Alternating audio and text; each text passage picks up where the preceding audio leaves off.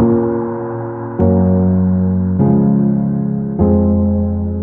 hello dear students, first of all a very sweet good morning to all of you. You are heartily and warmly welcome to the online platform of Arjuna classes. Today we will read and learn about a very interesting topic of your class 9th history. The name of your topic is the French Revolution.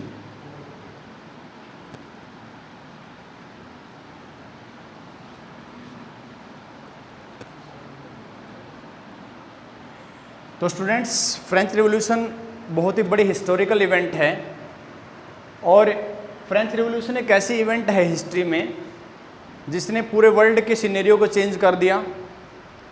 Europe के political system के साथ साथ पूरे Europe के political system को change कर दिया French revolution ने। तो स्टूडेंट्स, फ्रेंच रिवॉल्यूशन में टोटल इस चैप्टर में 7 सेगमेंट्स हैं और आज हम इसको सिर्फ एक इंट्रोडक्शन के तौर पे पढ़ेंगे। 1 बाय 1 हम जो मेन फीचर्स हैं हर टॉपिक की वो स्टडी करेंगे। तो स्टूडेंट्स, सबसे पहला हमारा जो फ्रेंच रिवॉल्यूशन में टॉपिक आता है वो आता है फ्रांस का जो किंग था लुई 16, उसके टाइम पीरियड में कौन कौन सी इवेंट्स फ्रांस में होती हैं उनके बारे में हम स्टडी करेंगे। तो सबसे पहला हमारा टॉपिक होगा लुई 16 के बारे में। लुई 16 स्टूडेंट्स फ्रांस का किंग था फ्रेंच रिवॉल्यूशन के टाइम में। दूसरे नंबर पे लुई 16 के बाद में स्टूडेंट्स हम स्टडी करेंगे नेशनल असेंबली के रूल के बारे में। नेशनल असेंबली के बाद में स्टूडेंट्स फ्रांस में जो रूल आता है वो आता है जैकोबिन्स का। जैकोबिन्स के बाद में स्टूडेंट्स नंबर 4 पे फ्रांस में आता है डायरेक्टरी रूल।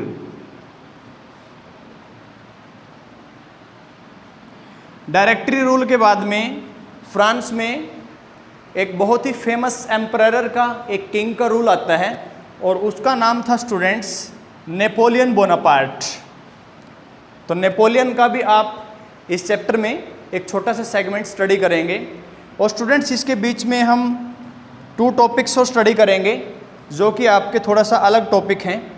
एक टॉपिक तो हम पढ़ेंगे role of women in France. Role of women in France की फ्रेंच रिवॉल्यूशन में वीमेन का क्या रोल था। और एक टॉपिक स्टूडेंट्स जो नंबर 7 टॉपिक है हमारा इस चैप्टर से रिलेटेड, उस टॉपिक का नेम है आपके स्लेवरी सिस्टम इन फ्रांस। तो स्लेवरी सिस्टम के बारे में भी हम इसमें स्टडी करेंगे। तो स्टूडेंट्स, हम सबसे पहले हमारा नंबर 1 टॉपिक पिकअप करते हैं और हमारा नंबर 1 टॉपिक है लुई 16। तो लुई 16 के बारे में पढ़ते हैं हम। लुई 16 कौन था? Louis 16 was the king of France. Louis 16 सबसे पहला पॉइंट लुई 16 के बारे में हम स्टडी करते हैं। King of France during French revolution. King of France during French revolution. Okay, तो लुई 16 फ्रेंच रिवॉल्यूशन के टाइम में कौन था? फ्रांस का किंग था। ओके स्टूडेंट्स, लुई 16 से रिलेटेड और कुछ बातें हम करते हैं। तो लुई 16 के बारे में जो सेकंड बात आती है, लुई 16 आपके किस डायनेस्टी से बिलोंग करता था? Louis 16 belongs to the Bourbon dynasty of kings. जो किंग्स की बर्बन डायनेस्टी से ये बिलोंग करता था। डायनेस्टी क्या होता है? डायनेस्टी होता है स्टूडेंट्स जब सेम फैमिली के लोग रूल करते हैं। जैसे हमारी कंट्री के अंदर मुगल डायनेस्टी थी, हेरिडिटरी रूल होता है इसके अंदर, डायनेस्टी रूल के अंदर। मुगल डायनेस्टी में जैसे मुगल डायनेस्टी को फाउंड किया था बाबर ने। बाबर के बाद में उसका बेटा फिर हुमायूं, हुमायूं के बाद में अकबर, अकबर के बाद में जहांगीर, जहांगीर के बाद में शाहजहां, शाहजहां के बाद में औरंगजेब। तो सेम फैमिली से बिलोंग करने वाले लोग जब रूल करें तो उसको क्या बोला जाता है? उसको बोला जाता है आपके डायनेस्टी। तो लुई 16 आपके कौन सी डायनेस्टी से बिलोंग करता था स्टूडेंट्स? लुई 16 बिलोंग करता था आपके बर्बन डायनेस्टी से। मीन्स लुई 16 से पहले लुई 15, आपके 14, 13, लुई 12। तो ये है ना कि लुई जो आपके बर्बन डायनेस्टी के किंग थे, जो थाउजेंड्स ऑफ ईयर्स से फ्रांस के ऊपर क्या कर रहे थे, रूल कर रहे थे, ठीक है ना। तो लुई 16 आपके फ्रांस का किंग था। क्योंकि हमने इस लेसन के 7 सेगमेंट्स के बारे में स्टडी किया था, तो 7 सेगमेंट्स में से स्टूडेंट्स हम इस लेसन का फर्स्ट सेगमेंट स्टडी कर रहे हैं। तो फर्स्ट सेगमेंट में हम पढ़ेंगे फ्रांस के किंग लुई 16 के बारे में।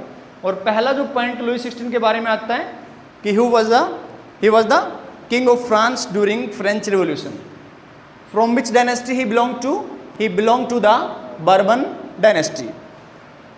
अब इसके अर्ली लाइफ के बारे में और कुछ चीज़ें हम करते हैं। Number 3rd point about Louis 16 is that when Louis 16 became the king of the France he was only 20 years old. जब लुई 16 फ्रांस का किंग बना तो उसकी एज कितनी थी आपके, 20 ईयर्स। आया समझ में। और किस ईयर में वो किंग बनता है, वो बनता है 1774 में। कब बनता है फ्रांस का किंग, 1774 में। और लुई 16 की जो आपके स्पाउस थी, मीन्स आपकी उनकी जो वाइफ थी, उनकी वाइफ का नाम था आपके मैरी एंथोनेट। ओके, मैरी एंथोनेट किससे कहाँ की थी? ऑस्ट्रेलियन प्रिंसेस मीन्स ऑस्ट्रेलिया की राजकुमारी, not Australia, we are talking about Australia. Okay, तो ये क्या थी आपके, ऑस्ट्रेलियन प्रिंसेस। अंडरस्टैंड। तो लुई 16 के टाइम में मैं बता देता हूं, यहां पे एक लुई 16 के रूल के टाइम ही एक टर्म आती है ओल्ड रिजाइम। दूसरी टर्म है ना, हम लुई 16 के पीरियड से रिलेटेड पढ़ रहे हैं, उस टर्म का नेम है स्टूडेंट्स आपके ओल्ड रिजाइम। तो ओल्ड रिजाइम क्या था? ओल्ड रिजाइम है आपके society and institutions of France,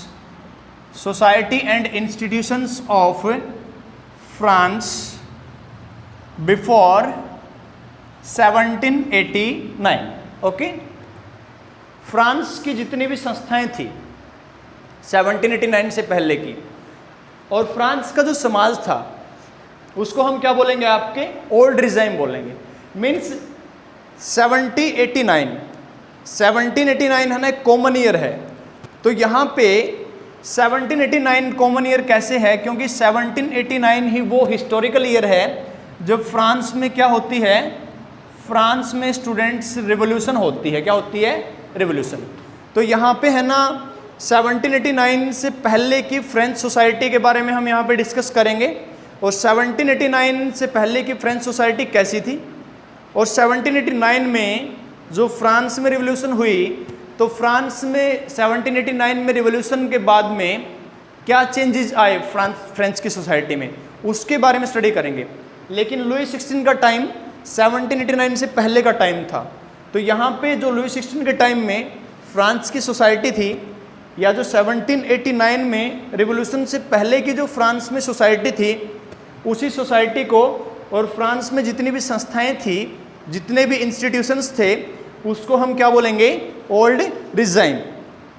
तो society and institutions of France before 1789 are known as old regime. तो यहाँ पे हम देखते हैं कि 1789 से पहले मीन्स ओल्ड रिजाइम के टाइम में फ्रेंच सोसाइटी किस तरीके से डिवाइड थी। तो स्टूडेंट्स, ओल्ड रिजाइम के टाइम में फ्रेंच सोसाइटी स्टेट्स में डिवाइड थी। किस में डिवाइड थी? आपके states. Okay, there were 3 states in the French society. Number 1 was the first state में आते थे स्टूडेंट्स कलर्गी के लोग। कौन आते थे? कलर्गी के लोग। कलर्गी के लोग कौन थे? जो लोग आपके चर्च से बिलोंग करते थे। चर्च क्या होता है? Worship place for the Christian community. जो क्रिश्चियन कम्युनिटी के लोग होते हैं, ईसाई धर्म को मानने वाले जो लोग होते हैं, उनका जो वर्शिप प्लेस होता है, पूजा करने का जो एक स्थान होता है, उसको क्या बोलते हैं? आपके चर्च बोलेंगे। तो है ना, फर्स्ट स्टेट में कौन आते थे? चर्च से बिलोंग करने वाले लोग। आज समझ में।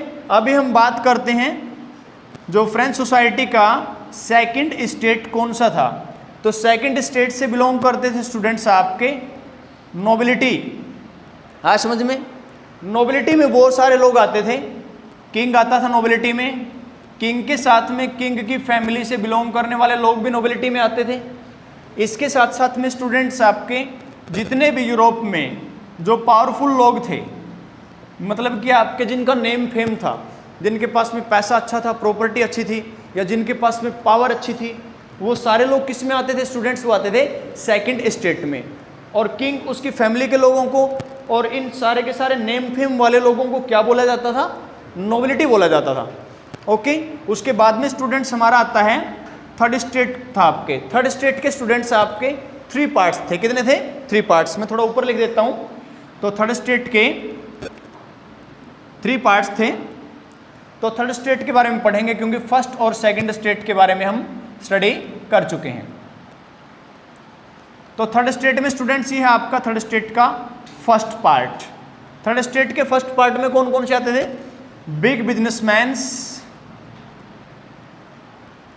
Businessman, court officials. Court officials कौन होते हैं? जो राजा के दरबार में बैठने वाले जो अधिकारी होते थे ना। यहाँ पे कोर्ट, यहाँ पे कोई सुप्रीम कोर्ट हाई कोर्ट की बात नहीं चल रही, राजा के दरबार की बात चल रही है। किंग के कोर्ट में बैठने वाले जो अधिकारी होते थे उनको बोलते थे आपके कोर्ट ऑफिशियल्स। क्या बोलेंगे? कोर्ट ऑफिशियल्स, जो कर्मचारी अधिकारी होते हैं। इसके साथ साथ में students big businessman, court officials, lawyers, ये भी है ना थर्ड स्टेट के फर्स्ट पार्ट में आते थे। Big businessman, court officials, lawyers और मर्चेंट्स। मर्चेंट्स कौन होते हैं?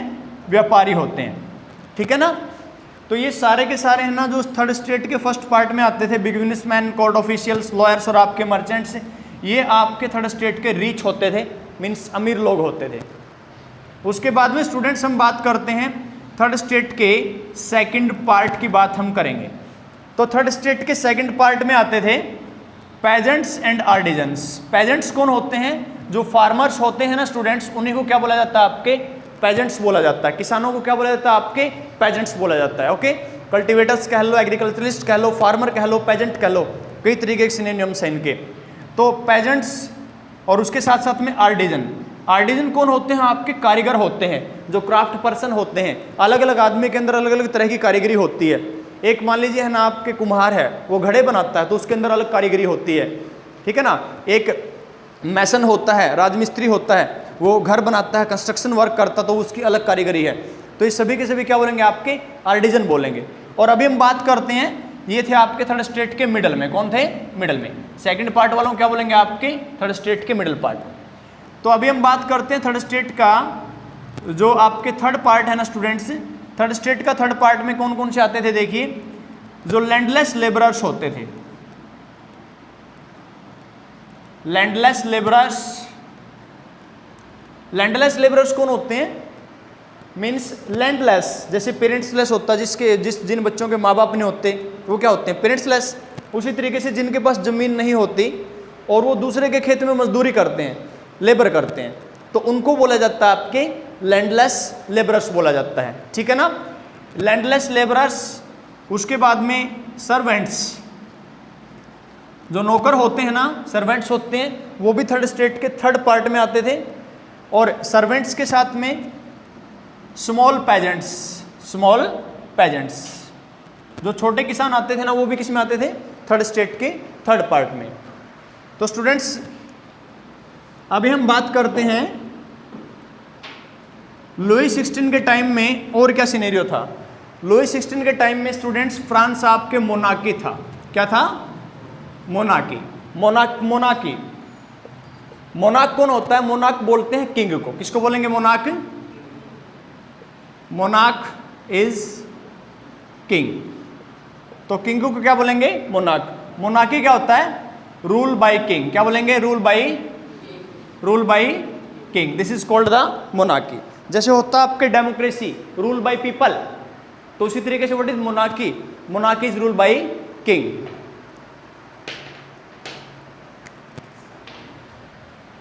So this was the scenario of Louis XVI. Our next topic is about the national assembly. Okay, Louis 16 के बाद फ्रांस में किसका रूल आता है? लुई 16 के बाद में फ्रांस में आता है नेशनल असेंबली का रूल। National assembly. तो लुई 16 के बाद में नेशनल असेंबली का जो रूल आता है ना, नेशनल असेंबली के टाइम में सबसे पहले हम यहाँ पे बात करेंगे कि नेशनल असेंबली कब बनती है। नेशनल असेंबली बनती है 20 जून 1789 को। ओके, नेशनल असेंबली क्या था कि लुई 16 की पावर कम हो जाती है और लुई 16 की पावर के ओवरथ्रो होने के बाद में फ्रांस में किसका रूल आ जाता है? नेशनल असेंबली का रूल आ जाता है। नेशनल असेंबली के टाइम मैंने कहा था लुई 16 के टाइम में फ्रांस क्या था आपके? मोनार्की। लेकिन लुई 16 के टाइम में नेशनल असेंबली के टाइम में फ्रांस बन जाता है कॉन्स्टिट्यूशनल मोनार्की। क्या बन जाता है? Constitutional monarchy. कॉन्स्टिट्यूशनल मोनार्की क्या होता है कि जिसमें है ना किंग कॉन्स्टिट्यूशन के अंडर में काम करे। ओके, किंग की पोस्ट नहीं होती, मीन्स आपके किंग की पोस्ट नहीं छीनी जाती।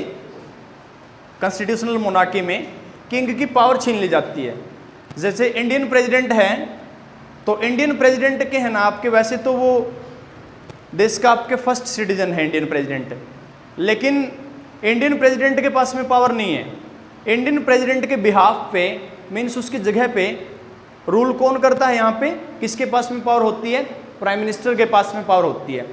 तो फ्रांस में जब नेशनल असेंबली का रूल आता है लुई 16 के बाद में, तो जो लुई 16 है ना वो किंग तो बना रहता है, लेकिन लुई 16 की जो पावर है ना वो किसके अंडर में जाती है?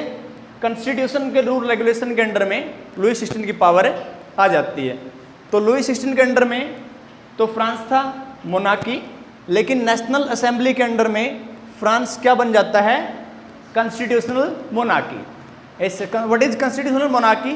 ए system where king works under the constitution, understand, he is not able to work out on his power autonomously. Thank you sir. तो अपनी पावर के ऊपर वो खुले तौर पे इस्तेमाल नहीं कर सकता। ठीक है, तो नेशनल असेंबली के टाइम में फ्रांस कॉन्स्टिट्यूशनल मोनार्की बन जाता है। और स्टूडेंट्स, नेशनल असेंबली के टाइम में जो वोटिंग एज थी, वो वोटिंग एज कितनी थी आपके? 21 ईयर्स। लुई 16 के टाइम में तो लोगों को वोटिंग राइट नहीं था, लेकिन नेशनल असेंबली के अंडर में, सॉरी यहाँ पे 25 आएगा। कितना आएगा? 25। नेशनल असेंबली के अंडर में लोगों को वोटिंग राइट मिल जाता है और वोटिंग की एज कितनी थी? 25 ईयर्स। अंडरस्टैंड? ये वोटिंग राइट किसको मिलता है? सिर्फ जिसके पास में वेल्थ होता है। जो वेल्दी लोग थे ना, जिन्होंने आपके टैक्स पे कर रखा था, उन्हीं को वोटिंग राइट मिलता है। और नेशनल असेंबली के लीडर्स कौन थे? नेशनल असेंबली के लीडर थे आपके मिराबो एंड आबेसियस। और नेशनल असेंबली का प्रेसिडेंट कौन था? नेशनल असेंबली का प्रेसिडेंट था आपके बेली। अंडरस्टैंड? अभी जो थर्ड पार्ट है इसका, नेशनल असेंबली के बाद में फ्रांस में जो रूल आता है वो आता है जैकोबिन्स का।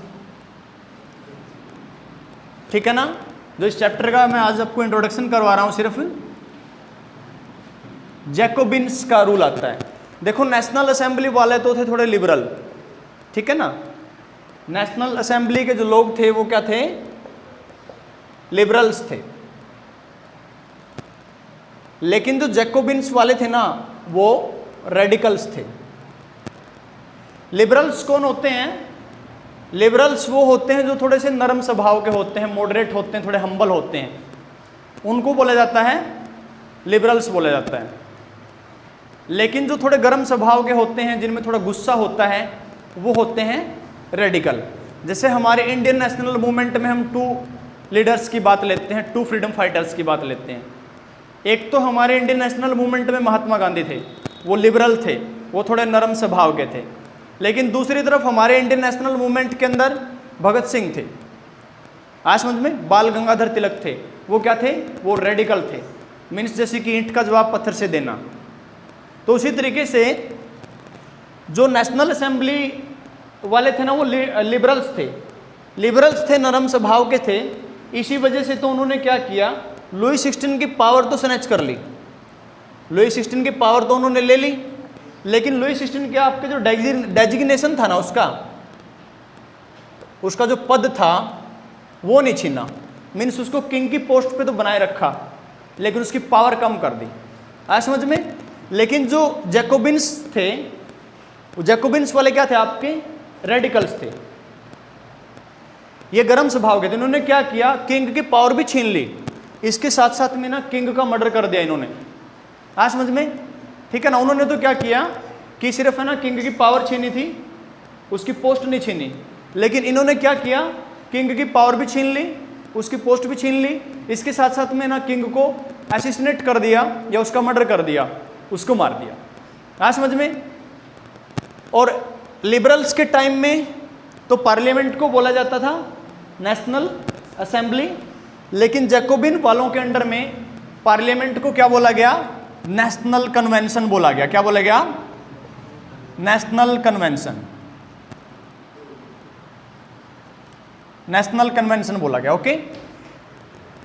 नेशनल असेंबली में वोटिंग एज थी 21 ईयर्स, और वोट डालने का किसको अधिकार था, जिन्होंने सिर्फ टैक्स पे कर रखा था। आज समझ में? उस टाइम की फ्रांस में जो 3 डेज की वेजेज होती थी ना, 3 दिन की जो मजदूरी होती थी, उस 3 दिन की मजदूरी के इक्वल जिसने टैक्स पे कर रखा था ना, उनको वोटिंग राइट था सिर्फ फ्रांस में, नेशनल असेंबली के टाइम में। ठीक है। लेकिन जैकोबिन्स के टाइम में वोटिंग एज को 25 से रिड्यूस करके कितना कर दिया गया आपके, 21। कितना कर दिया गया? 21 कर दिया गया। और किसी के पास में वेल्थ हो या ना हो, रिगार्डलेस ऑफ वेल्थ, सभी को क्या दे दिया गया, आपके वोटिंग राइट दे दिया गया। आया समझ में? इनका लीडर कौन था? इनका लीडर था आपके Maximilien Robespierre.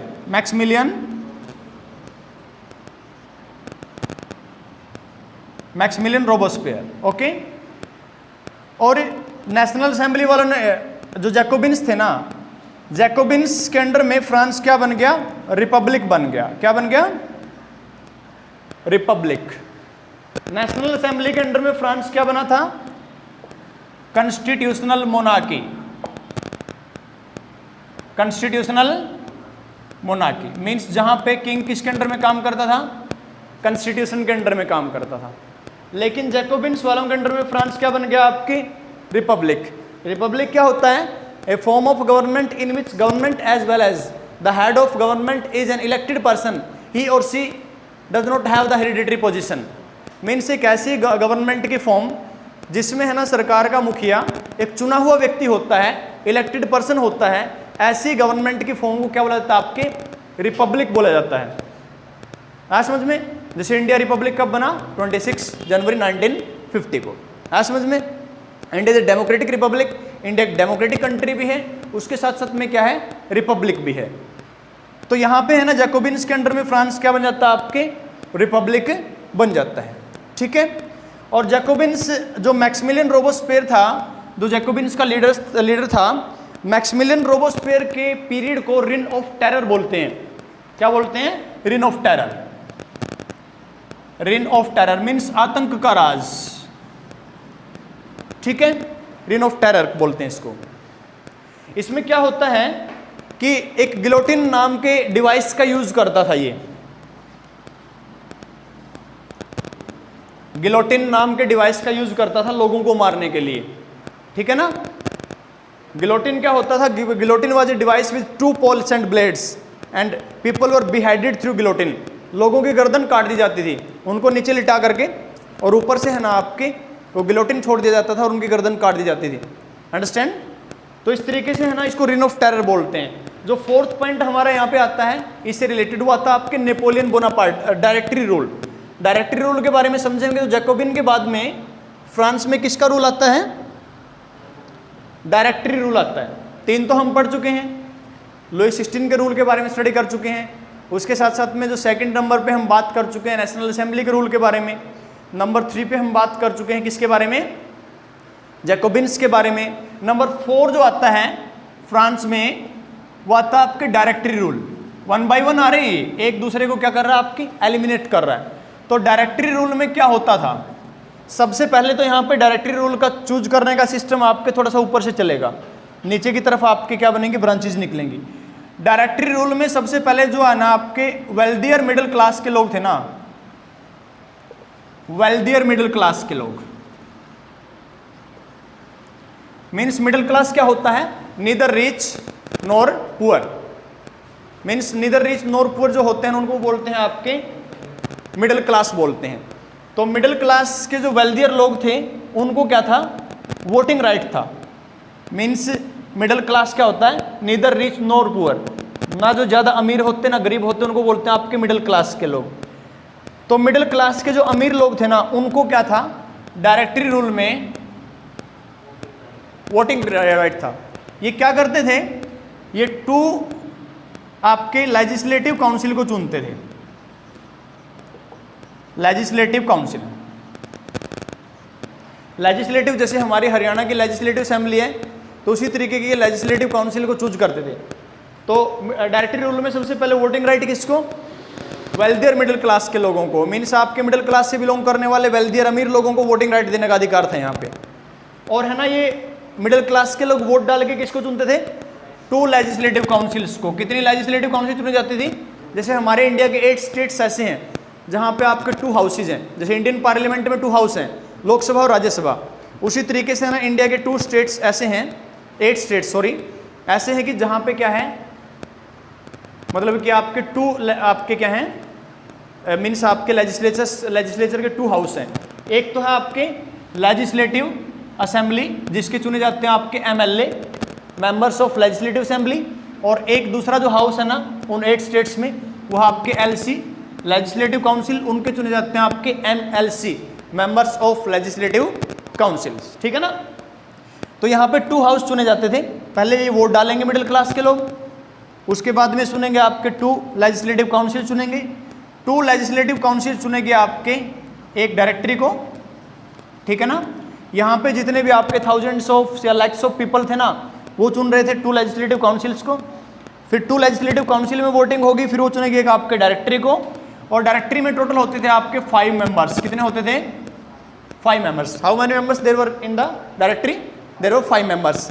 But directory rule does not stable for long time because the members who were involved in the directory rule they were clashes with each other for some time। क्योंकि directory rule लंबे time तक नहीं चल पाया, क्योंकि है ना, जब मान लीजिए किसी घर में अगर 5 मेंबर्स की चलने लग जाए और एक मुखिया की ना चले तो वो घर नहीं चलता। उसी तरीके से डायरेक्टरी में कितनों की चलती थी, 5 की चलती थी। और 5 मेंबर है ना अपने आप आपस में कई बार एक दूसरे से क्लैश हो जाते थे, मीन्स झगड़ा करने लग जाते थे। तो ये डायरेक्टरी रूल के बाद में किसका रूल आता है फ्रांस में, डायरेक्टरी रूल के बाद में आता है आपके नेपोलियन बोनापार्ट का। तो डायरेक्टरी रूल आपके इसकी इंस्टेबिलिटी होगी, स्टेबल नहीं रहा डायरेक्टरी रूल, तो इसके बाद में फ्रांस में लास्ट में किसका रूल आता है, नेपोलियन बोनापार्ट। तो बहुत ही बड़ा हिस्टोरिकल कैरेक्टर है नेपोलियन बोनापार्ट। तो नेपोलियन के बारे में पढ़ेंगे हम, उसके बाद में टॉपिक फिनिश करते हैं। तो नेपोलियन के बारे में स्टडी करेंगे। तो डायरेक्टरी रूल के बाद में फ्रांस में पावर में कौन आता है, नेपोलियन आता है। तो नेपोलियन फ्रांस का किंग कब बनता है, Napoleon crowned himself as the emperor of France in 1804। कब बनता है नेपोलियन फ्रांस का किंग, 1804 में बनता है। नेपोलियन ने आपके कुछ इंप्रूवमेंट किए और इसने है ना अपना एक कोड भी लागू किया। कोड क्या होता है, आपके रूल रेगुलेशंस का एक सेट इसने लागू किया नेपोलियन ने, उसको बोलते हैं आपके नेपोलियनिक कोड बोलेंगे, या सिविल कोड ऑफ 1804 भी बोलते हैं इस तरीके से। तो नेपोलियन के बारे में जो हिस्टोरिकल इवेंट होती है कि नेपोलियन इतना पावरफुल हो चुका था, फ्रांस का एम्परर था ये, कि 1815 में बैटल ऑफ वाटरलू होती है। क्या होती है, battle of Waterloo. Battle of Waterloo में ब्रिटेन, ऑस्ट्रेलिया, रशिया और प्रशिया, ये 4 पावर्स मिल करके क्या कर देती हैं, नेपोलियन को कलेक्टिवली डिफीट कर देती हैं। मीन्स नेपोलियन इतना पावरफुल हो चुका था कि है ना वो अकेली पावर से नहीं हार सकता था, लेकिन 4 कंट्रीज ने मिल करके, ब्रिटेन, ऑस्ट्रेलिया, रशिया और आपके प्रशिया, प्रशिया ये जर्मन पार्ट था, आज समझ में, जर्मनी का सबसे बड़ा किंग था ये प्रशिया, ठीक है ना। एक तो होता आपके पर्जिया, ये तो ईरान के लिए वर्ड यूज होता है, ईरान जो कंट्री है ना उसके लिए उसको बोलेंगे पर्जिया, ठीक है ना, ओल्ड नेम है ईरान का। लेकिन एक होता है आपके प्रशिया, PRUSSIA। तो प्रशिया किसका पार्ट है? आपके जर्मनी का पार्ट है। तो नेपोलियन डिफीट कब होता है? 1815 में बैटल ऑफ वाटरलू के अंदर। वाटरलू बेल्जियम में है ये जगह, ठीक है ना, दैट्स ऑल।